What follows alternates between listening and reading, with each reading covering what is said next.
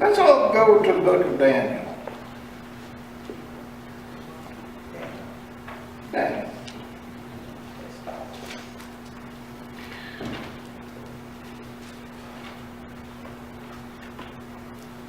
Scott kind of preached on Daniel, I guess it was last Sunday, I suppose. And one of the things that I kind of liked about it was when Daniel was telling of what was going to happen in the future.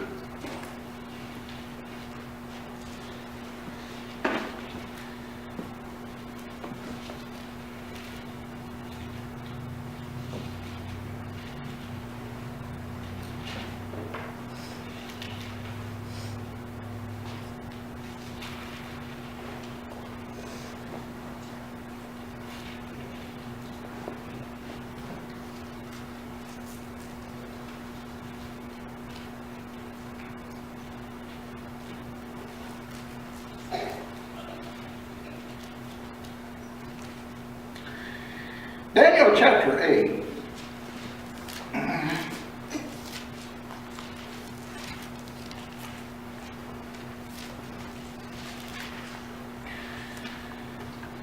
Now it says in the first verse in Daniel chapter 8, it says, "In the third year of the reign of King Belshazzar, a vision appeared unto me, even unto me Daniel, after that which appeared unto me at the east." Now, King Belshazzar was actually the son of the king Nebuchadnezzar. And the thing is, a couple of, let me see, where was it?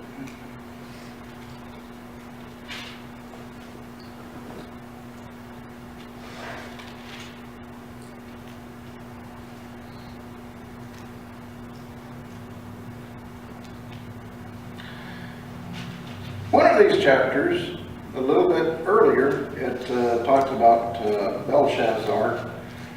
Oh yeah, there it is. In chapter 5, Belshazzar had a dream, well, it wasn't a dream, it was actually a hand writing on the wall. And it was like right after he took some of the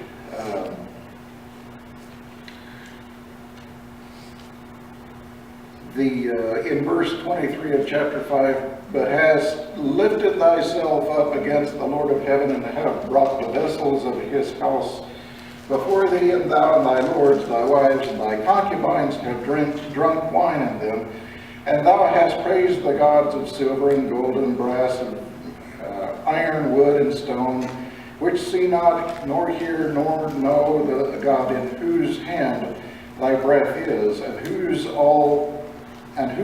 are all thy ways hast thou not glorified. Then was the part of the hand sent from him, and this writing was written. And this is the writing that was written, many tekel a parson."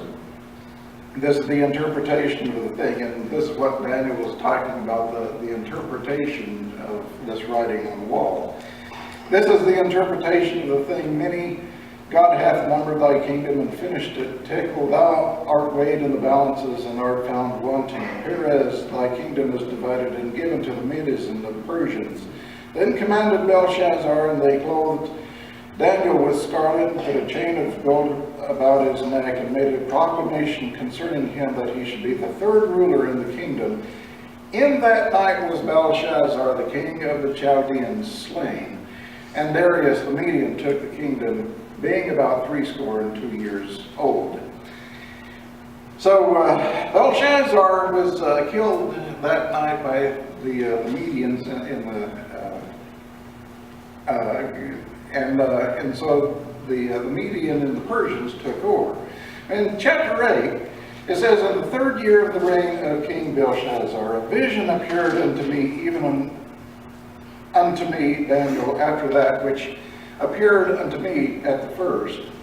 And I saw a vision, and it came to pass when I saw, I was at Shushan in the palace, which is in the province of Elam, and I saw in a vision, and I was by the river of Ulai. Then I lifted up mine eyes and saw, and behold, there stood before the river a ram which had 2 horns, and the 2 horns were high, but one was higher than the other, and the higher came up last. And I saw the ram pushing westward and northward and southward, so that no beasts might stand before him, neither was there any that could deliver out of his hand. But he did according to his will and became great. And as I was considering, behold, an he-goat came from the west on the face of the whole earth, and touched not the ground, and the goat had a notable horn between his eyes. And he came to the ram that had 2 horns, which I had seen standing before the river, and ran unto him the fury of his power. And I saw him come close unto the ram, and he was moved with choler against him, and smote the ram and brake his 2 horns, and there was no power in the ram to stand before him. But he cast him down to the ground and stamped upon him, and there was none that could deliver the ram out of his hand. Therefore the he-goat waxed very great, and when it was strong, the great horn was broken, and for it came up 4 notable ones toward the 4 winds of heaven. And out of one of them came forth a little horn which waxed exceeding great toward the south and toward the east and toward the pleasant land. And it waxed great even to the host of heaven, and it cast down some of the host and of the stars to the ground, and stamped upon them. Yea, he magnified himself even to the prince of the host, and by him the daily sacrifice was taken away, and the place of his sanctuary was cast down, and an host was given him against the daily sacrifice by reason of transgression, and it cast down the truth to the ground, and it practiced and prospered. And I heard one saint speaking, and another saint said unto that certain saint which spake, How long shall the vision concerning the daily sacrifice and the transgression of desolation, to give both the sanctuary and the host to be trodden underfoot? And he said unto me, Unto 2,300 days, then shall the sanctuary be cleansed. And it came to pass, when I, Daniel, had seen the vision and sought for the meaning, then stood there before me as an appearance of a man. And I heard a man's voice between the banks of Ulai, which called and said, Gabriel, make this man to understand the vision. So he came near where I stood, and when he came, I was afraid, and fell upon my face. And he said unto me, Understand, O Son of Man, for at the time of the end shall be the vision. Now as he was speaking with me, I was in a deep sleep on my face toward the ground. But he touched me and set me upright. And he said, Behold, I will make thee know what shall be the last end of the indignation. For at the time appointed the end shall be. The ram which thou sawest, having 2 horns, are the kings of Media and Persia. And the rough goat is the king of Grecia. And the great horn that is between his eyes is the first king. Now that being broken, whereas 4 stood up for it, 4 kingdoms shall stand up out of the nation, but not in his power. And in the latter time of their kingdom, when the transgressors are come to the full, a king of fierce countenance and understanding dark sentences shall stand up, and his power shall be mighty, but not by his own power.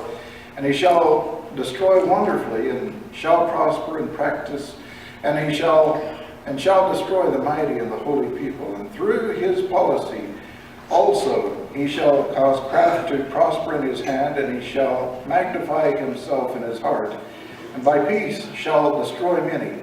He shall also stand up against the prince of princes, but he shall be broken without hand.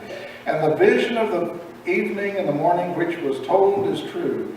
Wherefore shut thou up the vision, for it shall be many days. And I, Daniel, fainted and was sick. Certain days afterward I rose up and did the king's business, and I was astonished at the vision, but none understood it. And I like the very last phrase, but none understood it. Now then, Daniel was telling of this vision. Now, first of all, he was still under the reign of King Belshazzar. This was before the Medians, the Persians, took over, and this was even before the Grecians took over the Medians and the Persians. And so he was actually talking about the taking over of a takeover, which was going to be far in the future. And so God was actually telling Daniel what was going to be happening in the future. And at the very end of it, Daniel says that I was astonished at the vision, but none understood it. Now, one thing that we ought to read whenever we're in God's Word is that everything within God's Word has to be true. And the prophecies that was being prophesied about Christ coming, in dying on the cross, even his dying on the cross was foretold, and the piercing of his side. Our future is being foretold. And so we don't know exactly when things are going to come, or if we're going to live through some of this stuff. But it's going to come true. And we are promised the eternal life through Jesus Christ our Lord. And because we owe him our lives, we ought to do something about it. We ought not to be complacent in what we're doing, to be too comfortable in our own houses. We ought to preach the gospel to every creature. Let's all stand.